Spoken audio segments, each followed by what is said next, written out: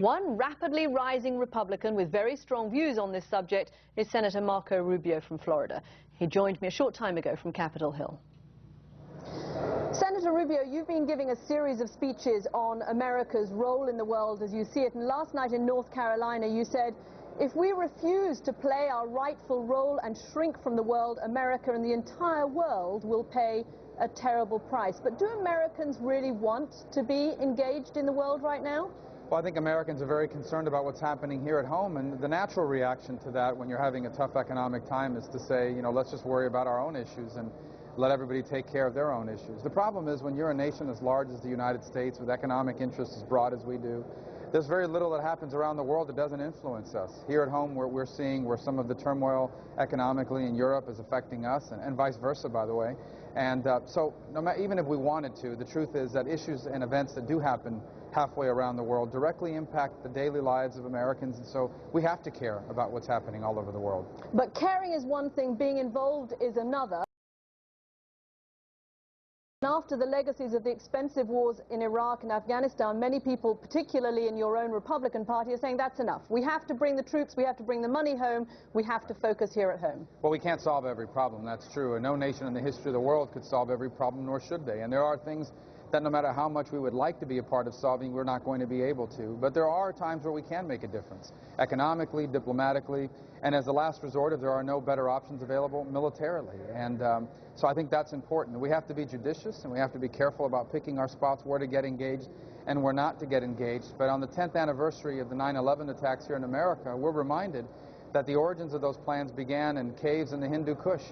And if areas remote as that could directly impact our lives the way it did, there's no region of the world that we should not be concerned about. Senator Rubio, you've also criticized cuts to the military budget, to the U.S. defense budget. But if America is going to balance its budgets in the long run, there will have to be hard decisions made, and there will have to be, won't there, cuts to the U.S. defense budget? Well, a couple of things. The first is nearly or over half of our budget deficit problem is driven by the entitlement programs, and those are really the drivers of our debt here in the United States. We're always in favor of efficiencies. Why would you want any waste or duplication of effort in your military budgets? On the other hand, the kind of cuts being talked about would endanger our national security and our ability to defend ourselves and our allies. And there's already been about $300 billion of cuts that have been approved or discussed. If nothing happens with the Super Debt Committee, it could reach $1 trillion, which would be devastating. So I think we have to always be on the lookout for ways to save money and certainly never want to waste it. But on the other hand, we have to understand that our defense spending is not the driver of our national debt, and that the significant kinds of cuts that people are talking about in the trillions would be devastating to our national defense. Okay, let me broaden this out a little bit, Senator Rubio. You are clearly a product of the American dream. Your parents came here from Cuba. Your mother was a housekeeper in a hotel in Nevada. Do you think that access to the American dream is as alive today as it was for your parents, given that all the signs show there is less social mobility now in America than there is even in Europe? There's no doubt about the fact that increasingly it's becoming harder for Americans to do better than their parents did, and that's really what we're fighting about, is how can we create for ourselves a nation and ultimately live in a world where people are able to leave their children better off than themselves. That's been a hallmark of America's story for over 200 years, but each generation of Americans has had to confront the unique challenges to that exist in their time, and that's certainly the calling that we have now. And there are some impediments, many of them self-inflicted,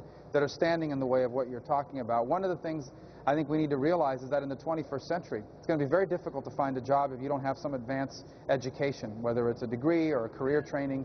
There just aren't going to be very many jobs for people that don't have education beyond what we call the high school level. Okay, Senator Marco Rubio, Florida. Thanks so much for joining us, Senator. Thank you.